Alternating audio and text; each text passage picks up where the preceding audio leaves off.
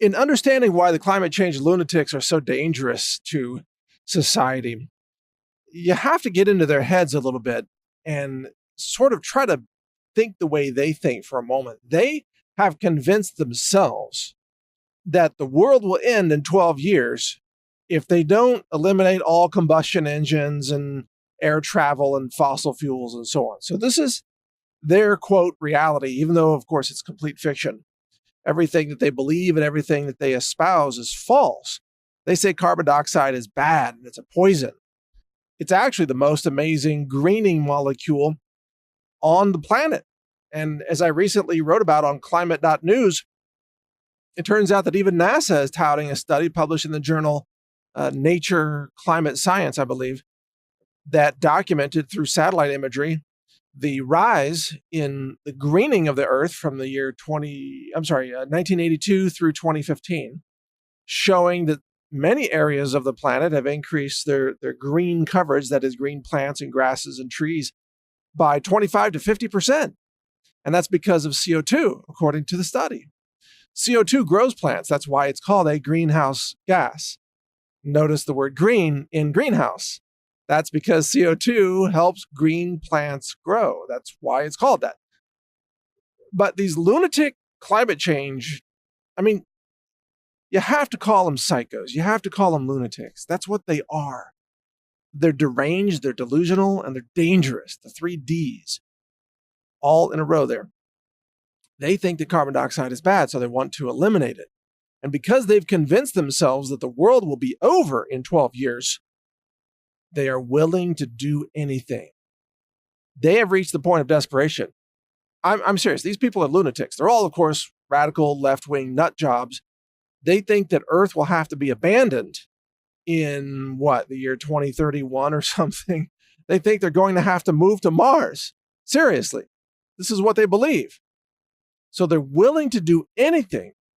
They're willing to throw you in prison if you don't follow their climate change narrative. They're willing to censor you and deplatform you. I mean, they want to criminalize any dissent against the climate change narrative. And they think that you should be killed. I've seen that before as well. They talk about killing people who are climate deniers, as they call people. It's insane. So their desperation makes them dangerous. They've become a cult. It's just like a cult. Anyway, cults operate the same way. They convince you that if you don't give up all your freedom and all your assets and everything to them, that everything's going to be destroyed. And this is what Ocasio-Cortez sounds like when she says the Earth will be destroyed in 12 years. Unless you give up all your power and all your money to her. She wants to run like an $80+ trillion Green New Deal, which would quite literally destroy the global economy. It would destroy the food supply. It would lead to the collapse of Western civilization and mass starvation, disease, depopulation, a die-off, all that. But these people they have this weird combination of being desperate but scientifically illiterate. It's a very dangerous combination. They're stupid, but they're passionate. It's like they have no idea what they're doing, but they really, really demand that you go along with their ideas, even though their ideas are disastrous for humanity. Absolutely disastrous. But this is what the climate lunatics have come to now. They cannot engage in rational discussion. They do not understand any kind of real science whatsoever. They're illiterate when it comes to chemistry, atmospheric science. They don't understand botany or photosynthesis. They can't talk in terms of cause and effect. They are clueless, and yet they're adamant. They demand that you meet their demands, that you do what they say.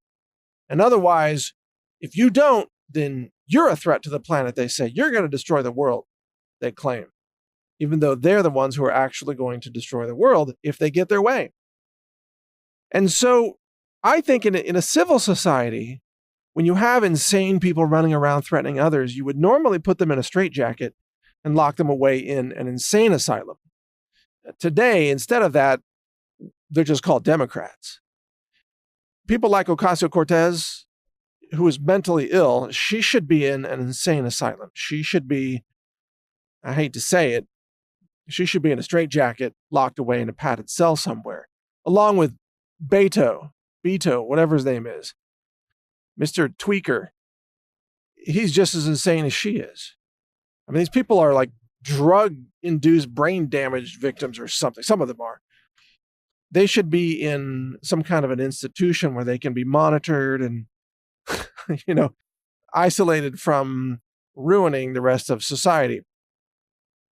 These people are insane. They are dangerous.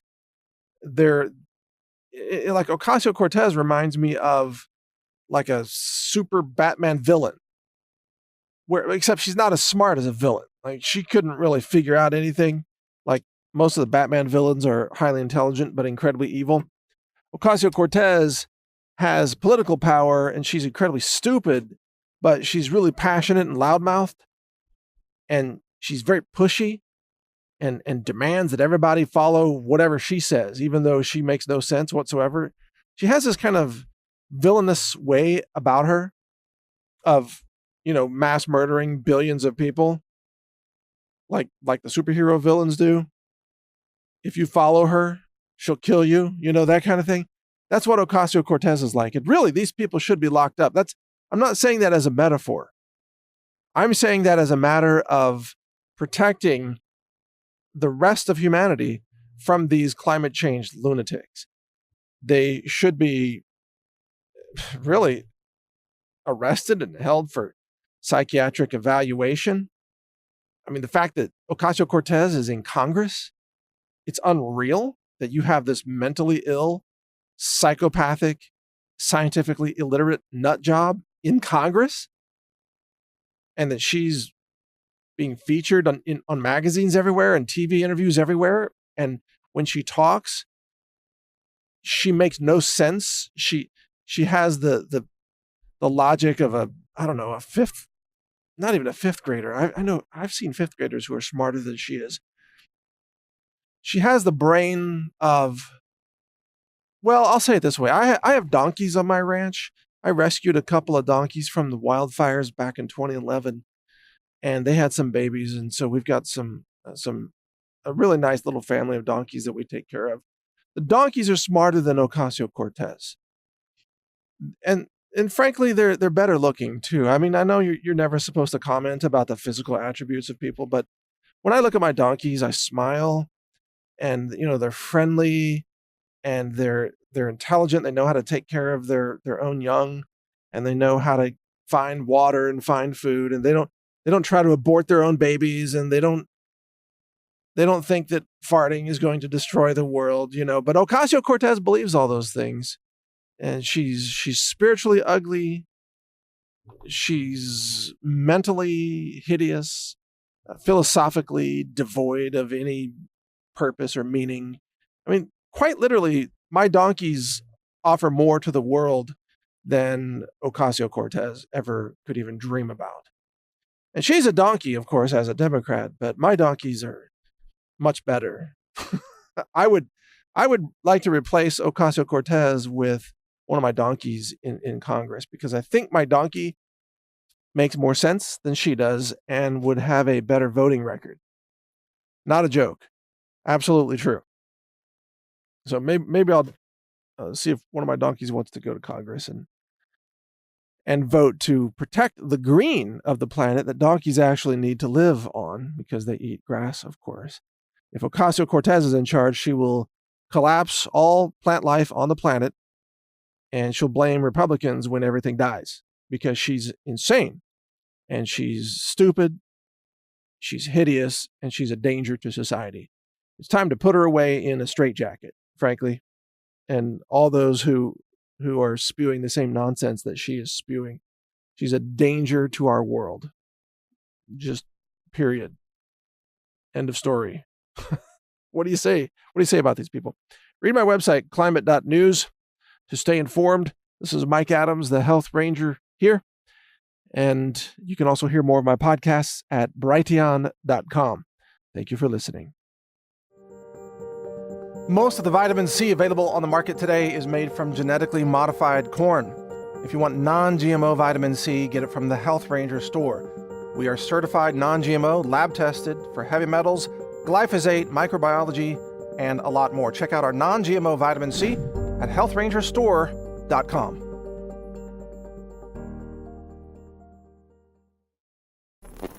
Thank you for watching. If you want to support our mission, visit us at healthrangerstore.com for the world's largest selection of lab-verified superfood and nutritional products for healthy living.